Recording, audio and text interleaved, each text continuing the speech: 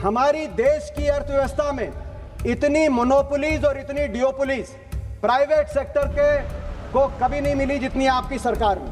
आज हम क्या देख रहे हैं, हवाई चप्पल से हवाई जहाज तक बैठने का आपने सपना दिखाया, लेकिन हमारे समय एविएशन सेक्टर के अंदर कंपटीशन था। Jet, Kingfisher, spice jet, air Asia, Vistara, GoAir. अब क्या है, 65% मार्केट शेयर अकेला इंडिगो को और 26% एयर इंडिया को, दोनों मिला के 91% मार्केट शेयर। दोनों वो आपस में बात करके अगर रेट तय कर दें, हमारे देश के हवाई यात्री के पास कहीं पेटिशन का मौका नहीं। इसी को कहते हैं डुओपोली और मोनोपोली।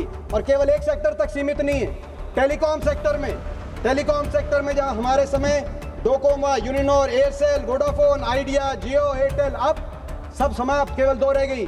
जियो और एयरटेल दोनों मिलाकर अगर हम मार्केट शेयर देखें, 80% टेलीकॉम का मार्केट शेयर केवल जियो और एयरटेल के पास। आपस में वो तय कर लें तो कंज्यूमर के पास कहीं जाने का कोई रास्ता नहीं।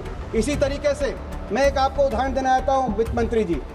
बड़े बड़ी जो हम देखते कैपिटलिस्ट इकोनॉमीज हैं, अमेरिका का उदाहरण, अमेरिका में हर सेक्टर में डुओपोली और मोनोपोली को रोकने के लिए कानून है, कंज्यूमर के हक में कानून है कि 30% से ज़्यादा किसी सेक्टर में किसी एक कंपनी का मार्केट शेयर नहीं हो सकता। एयरलाइन में भी वहाँ 30% मैक्सिमम शेयर, उससे ज़्यादा होता तो उसको रोकते हैं। टेलीकॉम में भी, सारे सेक्टर में। हमारे यहाँ कुछ नहीं।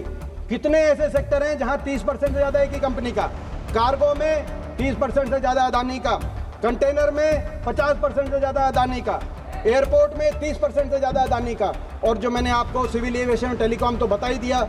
और साथ में मीडिया में तो दोनों, मैं समझता हूँ रिलायंस का और अदानी का कितना सारी मीडिया उनके पास है।